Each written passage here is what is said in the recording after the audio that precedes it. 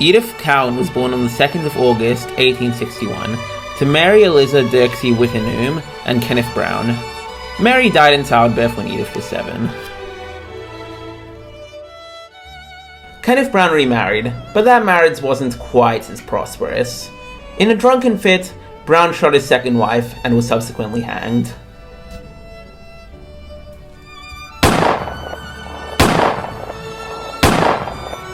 It can then be concluded that Edith Cowan's upbringing played a role in her pursuit of women's voices, but there were some other factors in her upbringing that are quite relevant.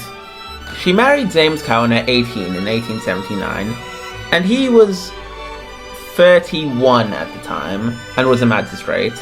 This gave her insight into the impact of poverty and poor education due to his position in the Supreme Court.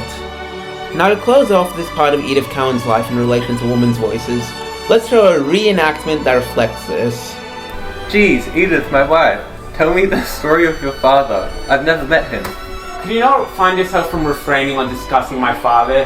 For he hath killed my stepmother, and I find that quite distressing, might I add. You know, you're fighting for some kind of woman's voice.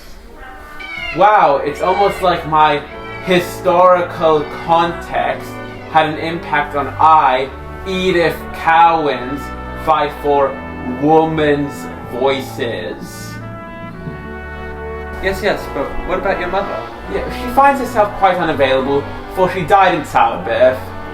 Well, that's a shame, but I'll kiss her for me. Yes. Amazing, I'm now going to court because that is my job, and you will learn about social issues.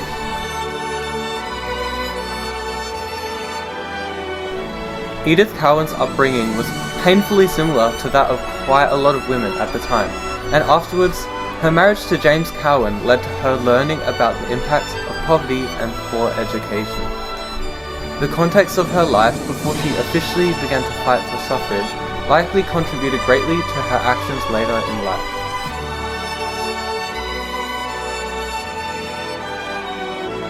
Edith Cowan in the 1890s began to advocate for women's rights, which was difficult because society was quite conservative and patriarchal at the time. She founded the Women's Karrakatta Club, and she joined a variety of organizations like the Ministering Children's League and the House of Mercy for Unmarried Mothers.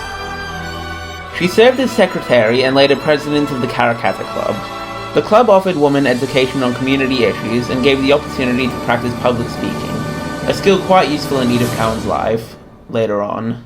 Anyways, Edith Cowan supported state education and thus served multiple terms on the Fremantle Board of Education, though this may have also been due to this being one of the few positions open to women. The club organised many different forms of advocating for women's suffrage, though the attainment of women's voices was quite anticlimactic.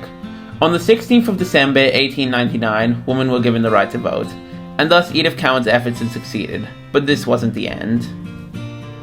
In the 1920s, women were granted the right to run for Parliament, and Edith Cowan decided to go for the Nationalist Party. Edith Cowan saw the claims of the Nationalists being an independent party and took them seriously, which did come back to harm her in the future. She constantly voted against party lines in favour of laws that supported women and children. Notably, she introduced the Women's Legal Status Law, which allowed for women to take certain occupations that were previously seen as male-orientated, like law. Now for an abridged reenactment of her inauguration speech to close off this part, and show the negative opinions of her in Parliament, which shows how difficult it was for her as the first woman in Parliament. I find myself quite pleasured in submitting this motion, and being the first woman in Parliament. Oh, God help us all. Quiet in the Parliament. Continue member for West Perth. Thank you, Speaker. Have you no human heart, Edith? What? What? Preposterous.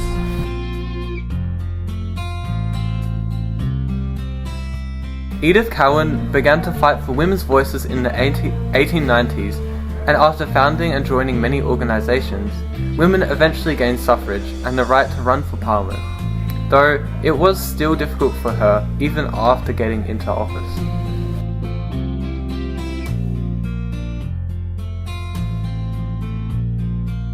Edith Cowan may be renowned for her actions.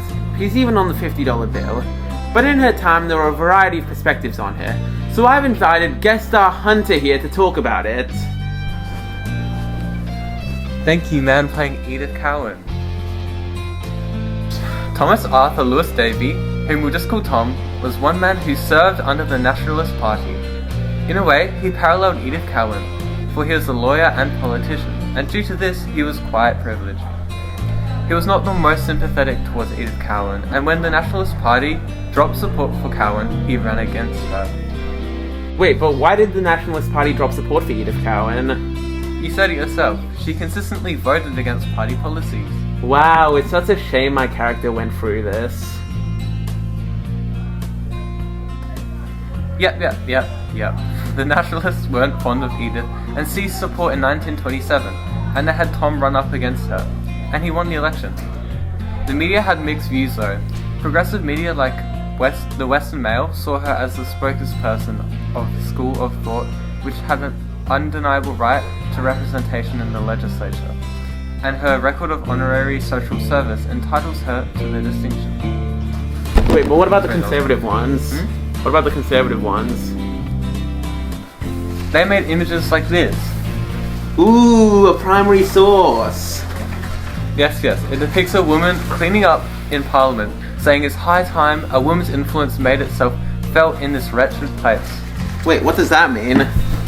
To do some source analysis, we should look at the message. It's clear that the message of the source is that having a woman in Parliament is not good for Australia, as the men are stressed as she's cleaning. Oh, that's a shame. Well, what happened to Edith Cowan in the end? She died at 71, and that was the end of her tale. Oh, that's a shame. Well, why are we speaking so fast? Because we're dead. What? What?